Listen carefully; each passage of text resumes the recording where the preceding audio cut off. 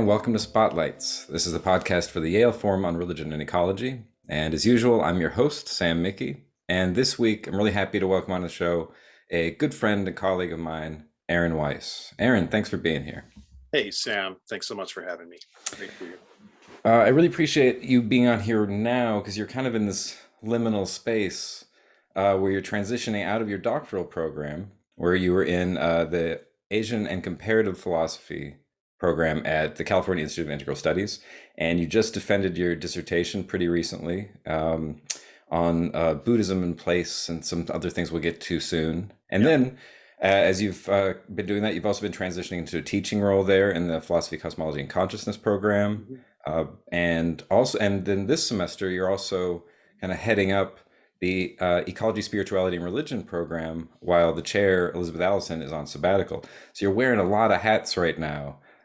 So I appreciate getting you at this kind of juncture. It's a fun and busy, productive time. You've caught me at a good moment because I'm not quite as overloaded as I was finishing up the dissertation. Right. Yeah. You're in the afterglow period. Yeah.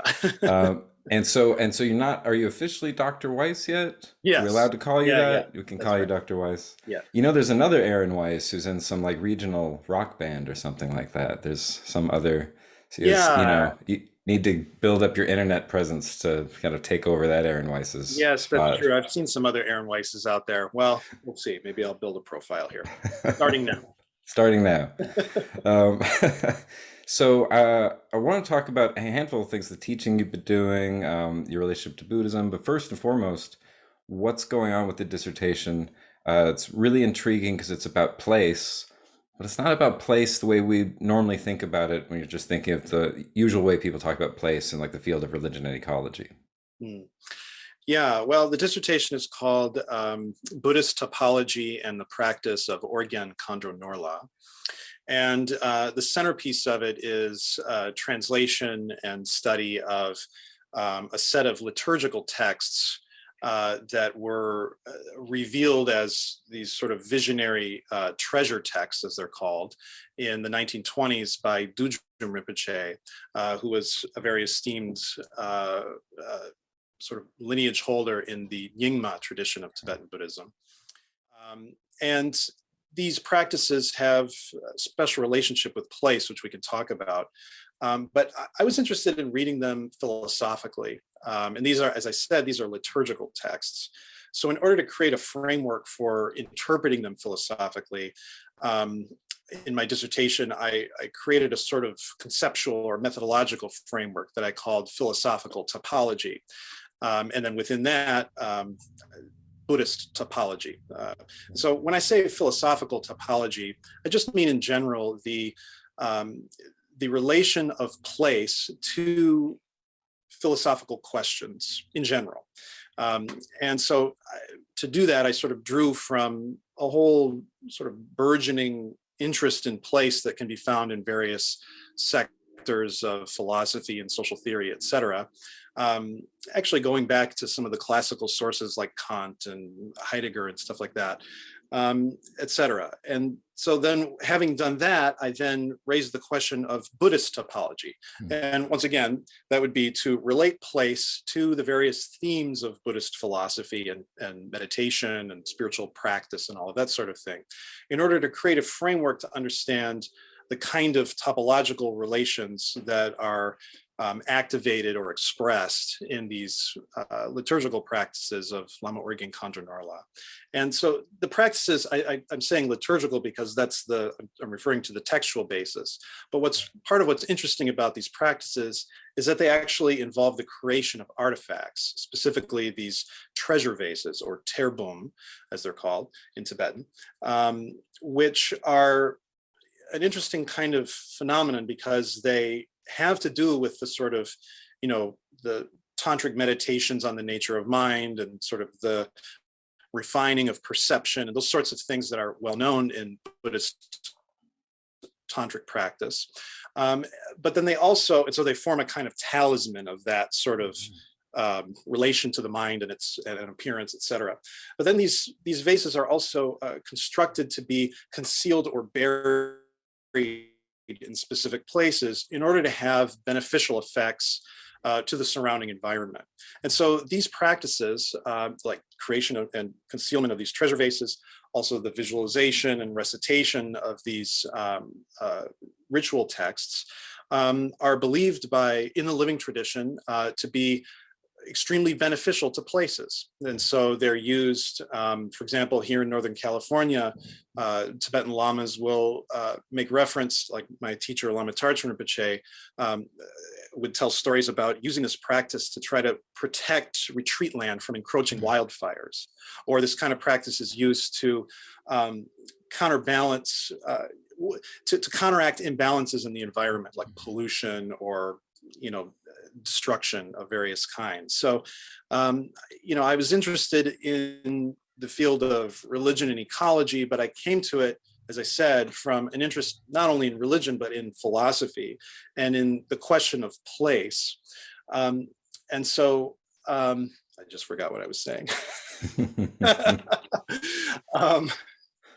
Totally just forgot what I was saying. Oh, that's fine. That's already a lot. I mean, especially because I would think if you're just kind of like an environmentalist, you're gonna wonder, does that actually clean up pollution? Does that actually prevent the wildfires from encroaching? People are gonna want like some statistically significant impact.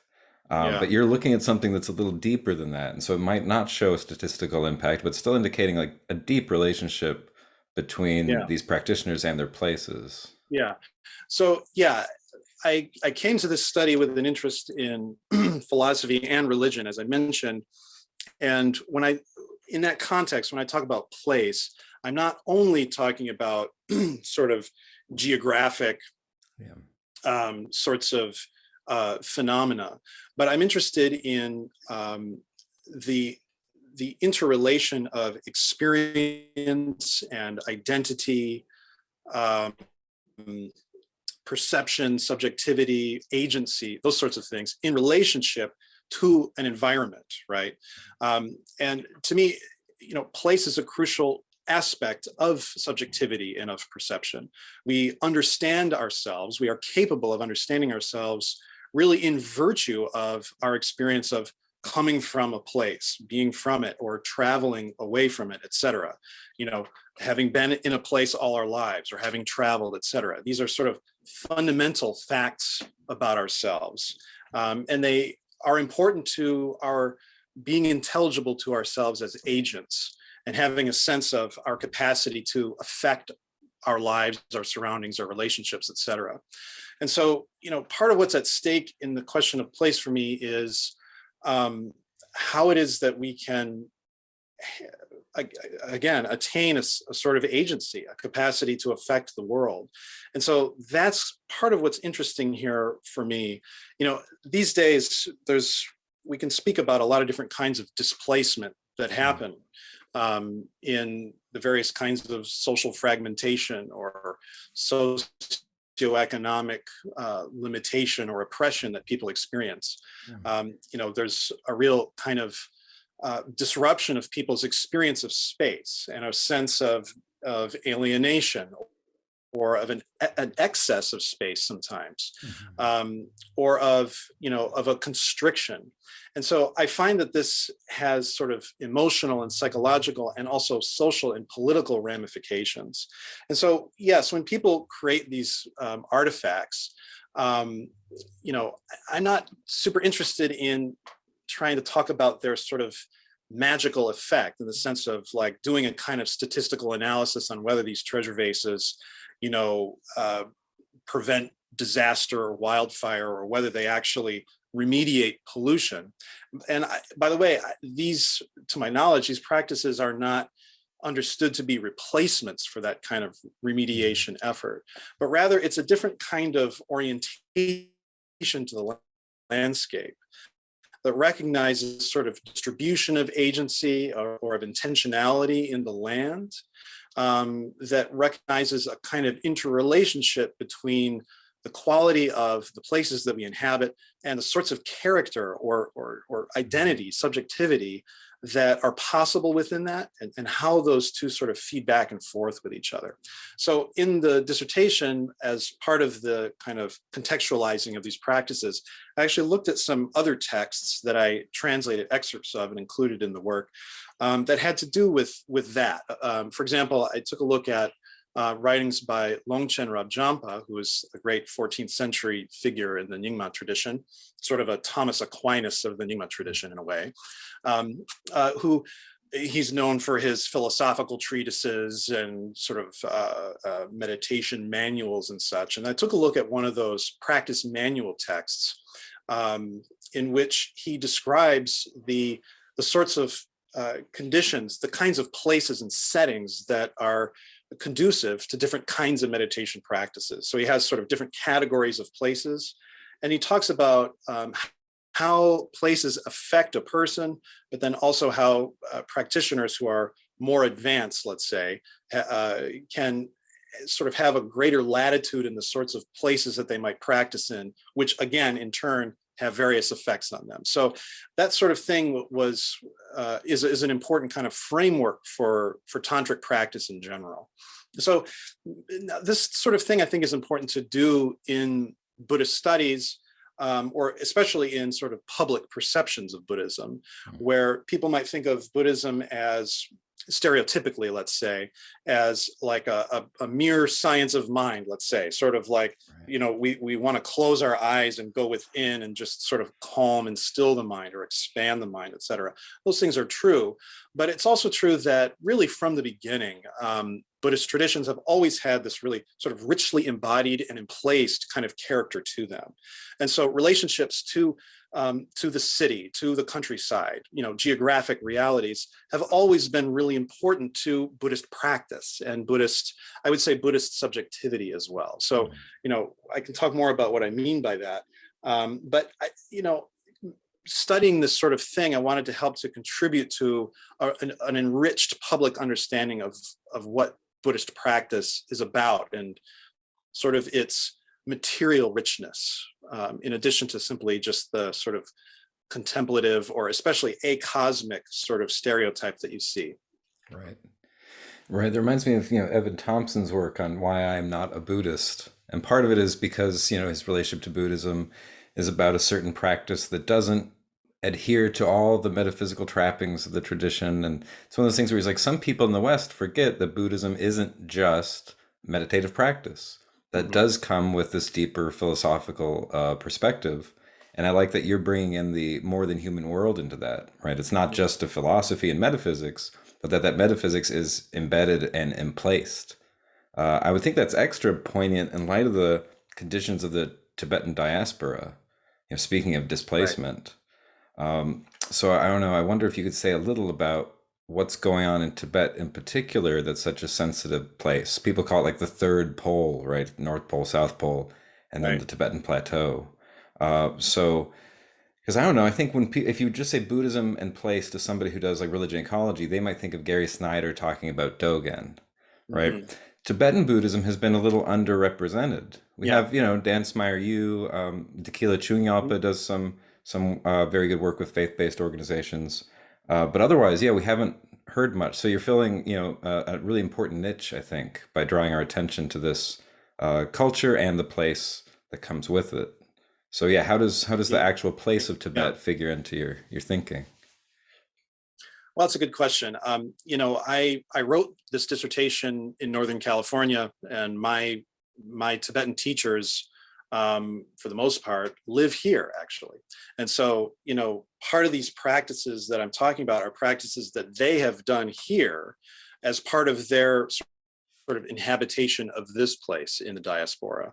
And so, also my focus in Buddhist topology has been more in terms of philosophy and meditation practice, and less so in the realm of sort of ethnography or social historical kind of study, because as you just said, that's been a little bit more of an emphasis in the field, particularly in the whole religion and ecology sort of approach, which tends to be focused on, specific communities' responses to particular kinds of environmental disruptions, et cetera.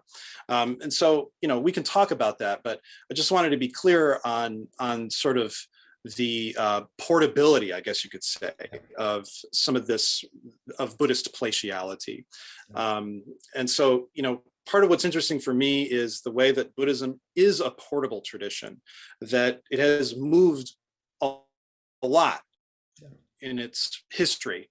And so Tibetan Buddhist sort of self-understanding has a lot to do with, the transition of Buddhism from India to Tibet, right?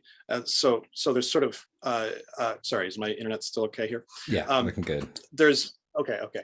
So, there's a kind of practice of what I use the word appropriation. Sometimes I even talk about cultural appropriation as a spiritual practice.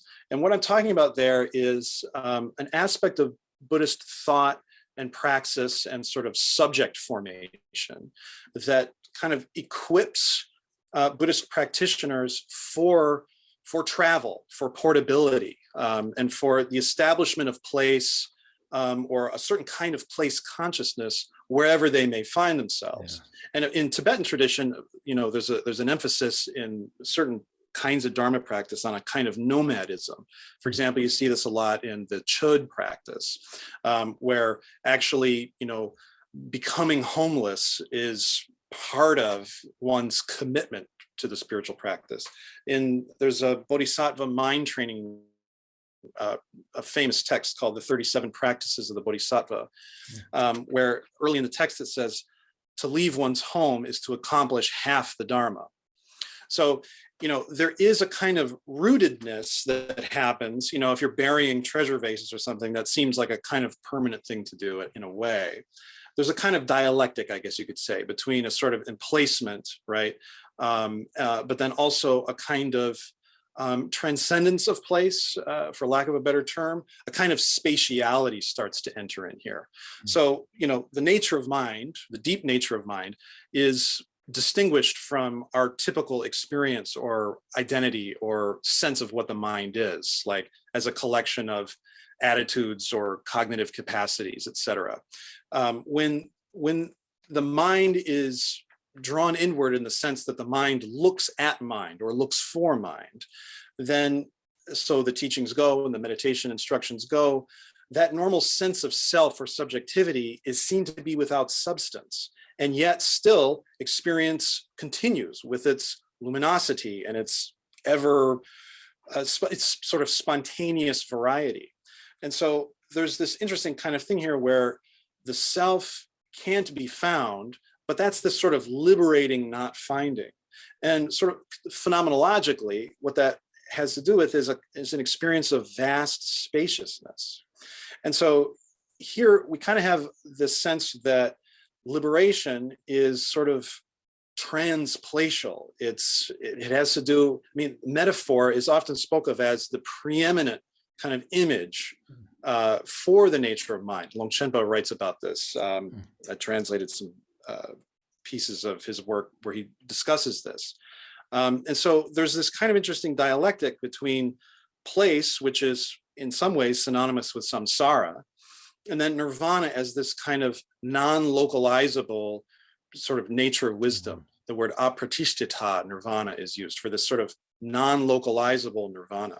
But the thing is that it's not this sort of acosmic removal from place, because what's talked about here is that when one is no longer structuring one's experience in terms of this kind of egoic, limited, sort of privileged point in this space of mind, then what happens on the other side of that? Well, there are texts that describe this. And so, for example, in the Yogacara tradition, like in the Ornament of the Mahayana Sutras, Mahayana Sutra Alankara is a text that talks about this, where what emerges on the other side of that non-localizable realization is a total transformation of the geographic surround, right? And so the emergence of what's called the Buddha bodies or kayas arises here. But Buddha body as a translation of kaya is somewhat misleading. Some people have proposed dimension as a translation of kaya. One of the reasons for that is because this kaya includes the place and the time, and a communicative event that involves a teacher, a retinue of students, and a message being transmitted. And so what you have here is the kind of refining of experience, so that it's no longer sort of me versus the world, the kind of skin encapsulated ego, but instead it's recognized to be an embodied and emplaced event of a communicative event. And so that's this sort of interesting thing where the Buddha is not just in, but as places. So, but again, essentially non-localizable. So there's this kind of interesting sort of dialectical thing going on there. So you asked me about, these practices in Tibet. And I told you that my emphasis is more sort of philosophical, but, I think you can see this kind of effort to sort of continue this sort of practice of appropriation, of emplacement, wherever Buddhists find themselves. And so that's happening now again under the conditions of today, which involves this diasporic spread of Buddhism beyond the old boundaries of Tibet. Yeah, I really like that. I think it's very, I guess, provocative use of the idea of cultural appropriation, Right. because it's such a, I guess, just controversial and contested Yeah. kind of political issue these days. And to think like, well, not all appropriation looks like what we think cultural appropriation looks like in mass media these days. And Mhm. you're seeing this kind of a healthier version of appropriation. It reminds me in Stoicism, there's a concept of appropriation that's really just like making your home. Right. And the word for it is oikiosis. And so it's the same oik that's in oikos of home. Sure. So I think this is like a fundamentally ecological point, this idea of cultural appropriation. So I don't Yeah. know. I like that a lot. That's one of those things. There's a handful of things in your dissertation defense that I was hearing that I was like, ooh, that's a meaty kind of thing to say, and lots of implications Yeah. there. Because it's like, yeah, we think about the place of Tibet, but Tibetan Buddhism came from a place that wasn't in Tibet.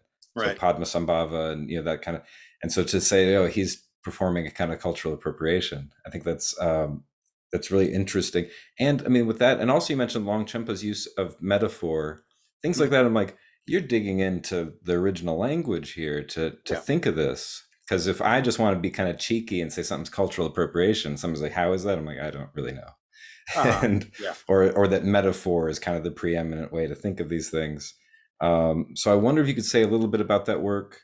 I find that incredibly challenging. In general, translating is hard, but especially at this kind of philosophical level and across a different script. It's a totally different language family than Yeah. English.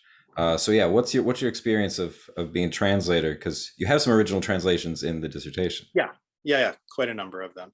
Um, yeah, these are the first translations of the Lama Orgyen Kondornorla practices in a scholarly context. There have been translations produced for specific practice communities, but those are not widely available. So, to my knowledge, this is the first sort of academic study of them. Yeah, so I could talk a little bit about appropriation. You named sort of two themes here of appropriation and translation, Yeah. and I suppose there's important relationship between those two. Um, yeah, so this gets to a little bit of what's going on with sort of philosophical topology for me. Um, and, I've noticed that when you see the word topology coming up in certain strains of Western philosophy, it seems to be a kind of extension of the transcendental tradition, which is to say the tradition of reflection on the conditions of possibility for experience as we know it. And so, Kant talks about, space and time being sort of internal to the subject, and sort of perception or experience being a kind of synthesis of those sort of fundamental intuitions with, what comes to us from outside. And so already there you have this kind of sense in which space sort of emanates from within the subject, or is this sort of important principle by which the subject is sort of synthesized in a world. And so there's a kind of topology, as I said, kind of emerges from out of that. If you look at people like Foucault and Deleuze, this is coming quite a bit later, and also Heidegger too, there's a kind of evolution of this sort of transcendental discourse that recognizes the appearance of the subject in terms of certain kinds of spatial transformations, certain kinds of regionings of space that then bring about this kind of primordial kind of subjectivity, let's say, whether you call it Dasein, et cetera, where Dasein is that clearing, that being there, or as Heidegger put it in a letter to, I think, a French colleague, he called it in an impossible French, être le là, being the there. And so being the there kind of gets at sort of what's going on here, where sort of there's a kind of transformation of space that then gives rise to subjectivity as a center of, like I said, of agency, of experience, of memory, et cetera. And so, we can talk about a kind of transcendental topology. Let's talk about a process by which like a membrane is created. There's a kind of inside-outside relationship that comes about as part of a process, right? That sort of, in a way, transcends the inner or the outer. It's what gives rise to the membrane. And then what we can call the subject occurs at the membrane, right? As a function or as a later kind of sort of downstream from that sort of topological transformation. And so I think of this, not simply in terms of just like, like say a unicellular organism is doing this. We can talk about how like certain aspects of an environment start to get counted as inside versus outside for that individual, and it kind of constellates it as an effective living being. And so this is kind of already sort of getting at what I mean by appropriation, which is when aspects of the environment start to count as on the side of the interior or of the being, the living being. Right. And so if you want to think about it in a more complex kind of organism, such as human beings with culture, et cetera, then this process is happening not only with sort of, metabolically, nutritionally, with like, certain kinds of chemicals that count as inside and others that count as nutrition or as threats outside, but it also has to do with language, with symbols, right? With cultural materials that then are counted as one's own or not. And so that whole process of subjectivation, whatever, is kind of what I'm getting at with appropriation. And part of it is a little bit of a play on an old translation of Heidegger's Ereignis, where, some people have translated that as the event of appropriation. And, I guess I can't really claim to understand all the depths of Heidegger's thought, but it seems like what's at stake here is a movement of being itself, right? Which is not sort of under control by the subject or decided upon by Dasein. It's a movement of being that then out of which emerges this sort of center of care. And then at the same time, there's also the sense of clearing, like one clears a field so that it then becomes available for cultivation, right? And so for inhabitation. So there's a sense of a kind of pre-subjective or pre-thematic process of appropriation that then gives rise to a felt sense of an inner and an outer, and therefore the possibility of desire, of caring, of agency. And then within that, then you have a further process that is continuing to articulate this appropriation. It's the creation over time of identity, of agency, of subjectivity. And we do this in part through appropriating our own culture. So, cultural appropriation happens when you learn your own language. Your mother tongue is an event of a cultural appropriation, if you want to think of it in these terms that I'm laying out, where commonly today, cultural appropriation will be thought of as something way downstream of this, where you have basically like adults who are fully formed, let's say, and then they want to put on like Native American headdress or something in this way that sort of steals from something in a way that's just like, I don't know, very sort of external to this process, in my opinion, something that is just merely exploitive. But what I'm talking about is something that's a little bit more vulnerable than that. It's a little bit more about the process by which we sort of come to identify ourselves, come to be intelligible to ourselves, and to find it possible to operate within our communities. And so, this is something that happens a lot in this terma tradition that I mentioned. Terma being, it means treasure, and it refers to these practices or texts. It can be artifacts or it can be texts, but we're mostly talking about literature here that is produced as a kind of revelation, which is to say that its authorship is attributed to Padmasambhava, who's this sort of 8th, 9th century figure. And then the person who's revealing that is in the same gesture sort of claiming an identity as somebody who in a past life was a student of Padmasambhava who first received that transmission. And then it was hidden either physically for that person to then discover at a future point in a future lifetime, or it was embedded in that person's own sort of stream of mind, chitta samtana in Sanskrit, so that at the appropriate sort of karmically charged moment, right, when it would be of greatest benefit for the sentient beings of that time and place, then the treasure would come forth as a kind of visionary revelation. Well, tertones, which is the word for people who discover these termas and disseminate them, you'll often see this process of kind of going back and forth about, well, is this legit? Is this who I really am? There's a kind of actual uncertainty about this. I don't think it's only just a performance of humility. And so there's been translations and studies of this, like, for example, Janet Gyatso's book, Apparitions of the Self, talks about some of these themes in relation to a great 18th century tertone named Jigme Lingpa, whose treasures went on to become some of the key practices that all different Nyingma subsects incorporate in one way or another. And similarly with Dudjom Rinpoche, there's talk about his own sort of process of coming to recognize kind of the legitimacy of what he was doing. And so these practices have to do with appropriating all manner of different kinds of cultural and social phenomena in order to create these new forms of subjectivity. And that's part of this kind of spiritual practice that tertones do.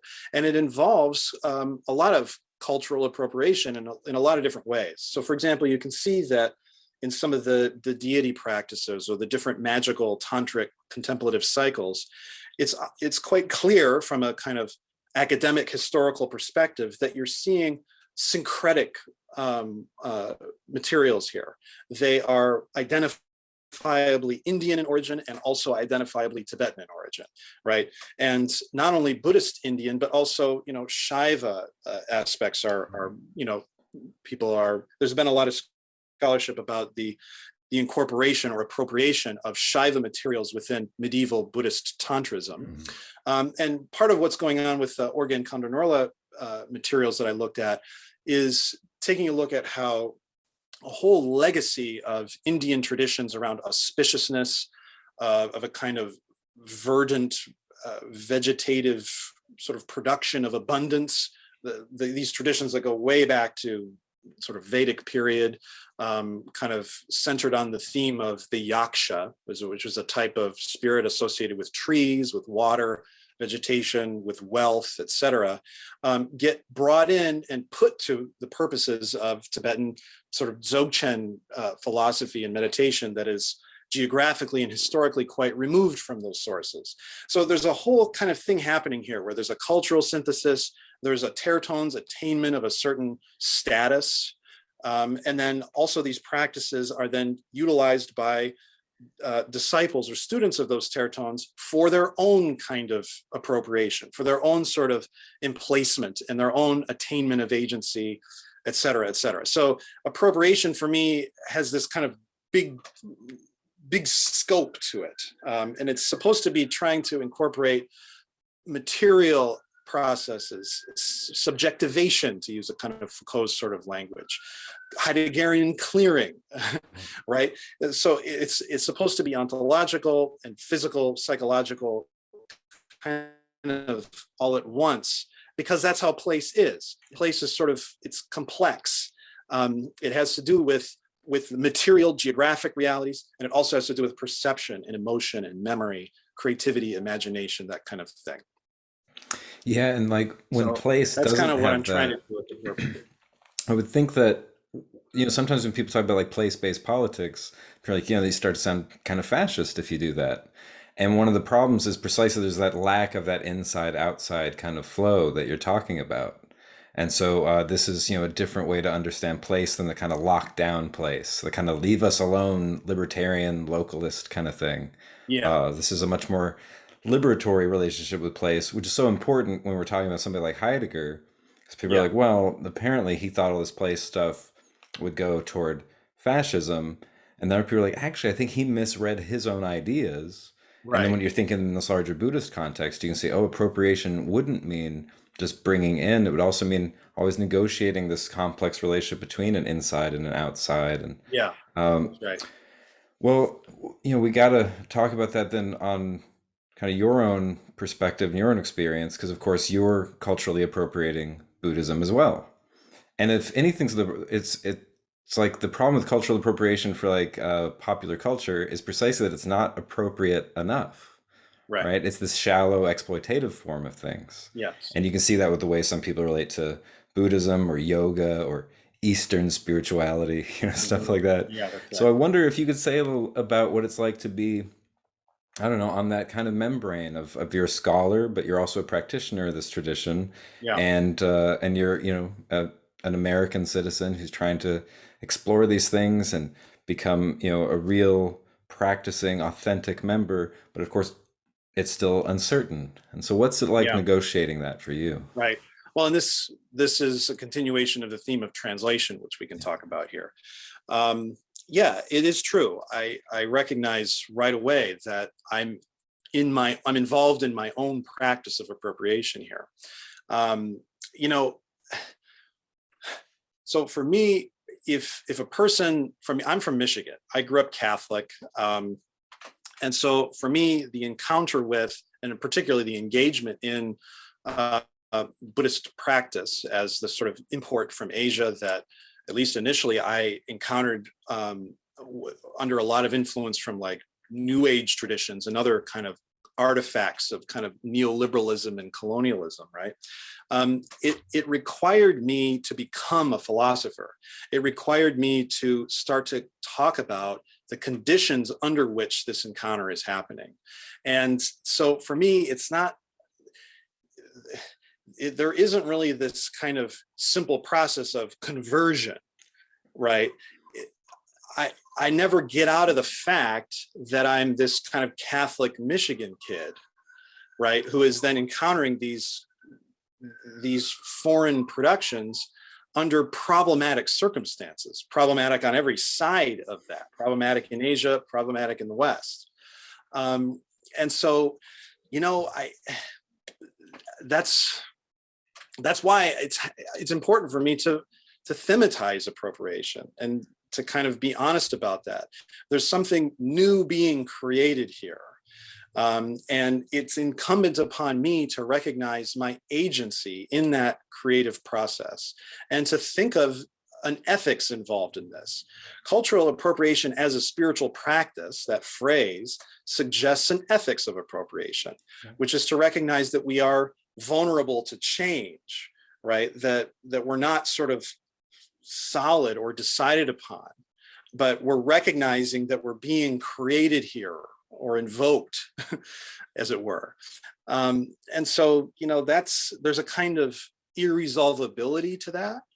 I can sort of understand myself to be a Buddhist, but then I also have to recognize that there's so much about Buddhism that I cannot access, that I don't understand, even as somebody who does read classical Tibetan. So there's a kind of receding horizon there. So I'm kind of taking this in. Sometimes I say sort of jokingly that my way of being a good Catholic is to practice Tibetan Buddhism, right? So I can't deny where I'm from. This is part of this whole thing of like, I'm intelligible to myself by virtue of being from Michigan and having moved to California and going through these different kinds of explorations, et cetera. So there's a kind of, there's a sort of another mediating term in here for me personally, autobiographically, which is Hermeticism, where, the Western esoteric tradition itself is a brilliant example of this kind of syncretic appropriating sort of practice. And in Western esotericism, there, the notion of lineage is not as clean and safe as it is in, say, Tibetan Buddhism, where lineage transmission is very important and it's undergirded by institutions that support it over centuries. Whereas the story of Western esotericism is one of practices or practice communities that are constantly being interrupted or undermined by hegemonic institutions. And so the question of transmission changes its meaning. And so, in Western, like contemporary Western occultism, fiction is as important as history. People can write novels, and that can be this recognized as an important sort of magical act. And so, there's this recognition of this, I don't know, a creative imperative on the part of the individual who is engaging in these traditions. And it's just the same now. So, there's been a lot of controversy about gurus who take advantage of their sort of charisma or their kind of exotic power, and the fact that they do hold all this knowledge that us Americans or whatever don't have access to directly. And so that creates a situation of this pretty intense power dynamic and kind of hierarchical relationship. And then there are people who seem to wish urgently to give over their agency to somebody else who can structure the world for them and tell them what to do. And then we've seen some pretty public recently examples of exploitation that occurs in that context. And that's part of the risk involved, in practicing this kind of appropriation, right? So like I said, these lineage holders are creating their own identities and subjectivities too. And that's perhaps not as clean of a process as sort of idealized scriptural discussions of this would suggest. So here we are noticing that it's not safe to just leave your critical faculties at the door. There's an ethics involved in this, right? So anyway, that's translation involves these kind of linguistic effort, but it's couched in this cultural and psychological effort, which is always new. So I feel like everybody who's practicing Buddhism is appropriating it in some way and is creating it all over again. And that kind of gets smoothed over on the surface when it seems like it's just a lineage transmission. But now in the Western context, we're able to see what I think was always the case, which is that everybody is creating Buddhism all over again every time they do practice. Right. Yeah, that's beautifully said. It's one of those things where even the singular noun Buddhism is so misleading. Oh, yeah. Well, and nowadays it's fashionable in academia to talk about Buddhisms, right? So I think scholars are pretty well aware of a lot of these themes. Part of my own work as a scholar is to try to face the public and to try to be oriented towards folks who are not trying to specialize in Buddhism, but are interested in it, perhaps inspired by it. And that relates to my work at CIS, right? Where, I'm not teaching Buddhist studies.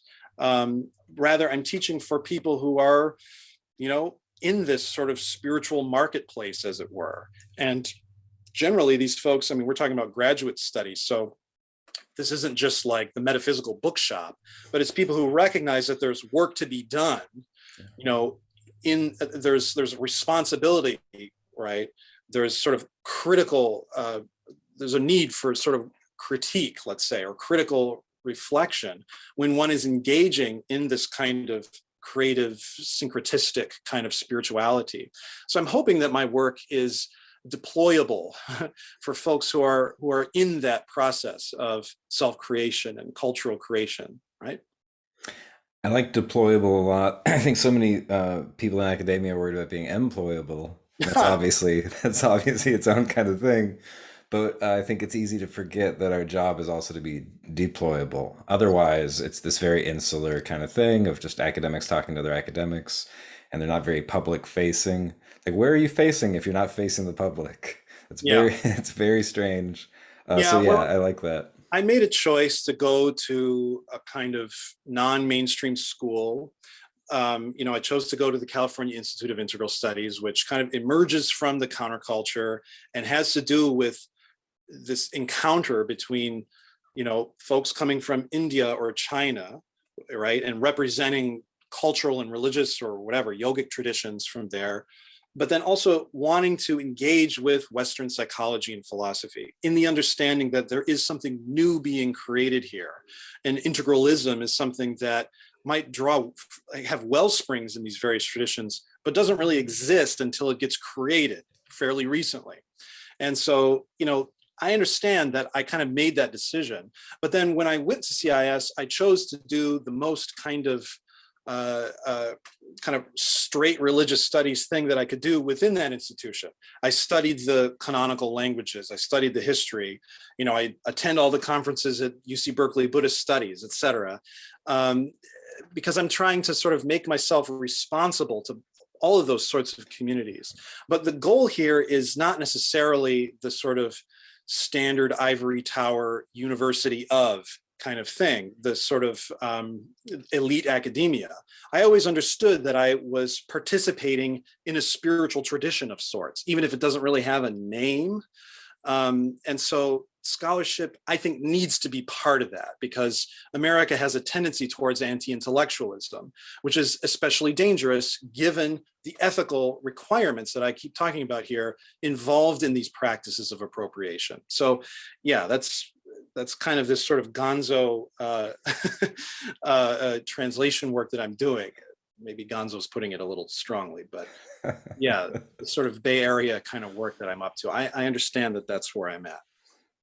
Nice. Well, yeah, and that's constantly changing and developing, and Mhm. so yeah, where you're at is also non-localizable. Right. Yeah. Yeah. Oh, that's just great. Well, geez, I could talk with you forever. We'll definitely have to have you back on to continue this discussion. I Yeah. We're really just getting appreciate warmed it. up here. Really, yeah, exactly. So I'm like, oh, we're starting to get close to an hour. We should probably start winding down. We're Yeah. like, Yeah. we're just winding up. Right. Uh, yeah, so much more. I don't know. I'm really excited about this project and about the teaching and the work you're doing at CIS, and the way you articulate it. Because I'm from that school as well. That's where we Mhm. met, and sometimes I wonder what happened there. And you described that beautifully. So I think we both had that kind of choice. So you want to be the weird guy at the normal school, or the guy who's trying to do rigorous research at the more open school, Yeah. right? Yeah. But in either case, it's that same membrane, just Right. trying to negotiate that inside and outside. So yeah, thought that was beautifully put. Thanks so much. Yeah. Happy to be here. There's so much more to say. So I guess we'll just kind of leave it at that for now. But I hope we can continue this here Yeah, and elsewhere. yeah, definitely. Yeah, we have to hear more translation stuff too. I really am curious about that. I'd love to hear you come back sometime and go through some Tibetan with us, just so I Oh can yeah, hear the that'd be exotic great. sounding syllables. Yes, the vowels and consonants. Yeah, Yeah, yeah, exactly. yeah, that'd be great to do.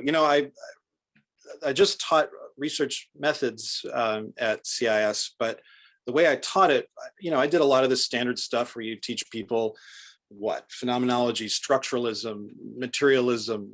We're teaching things of religious studies and philosophy sort of combined in various ways.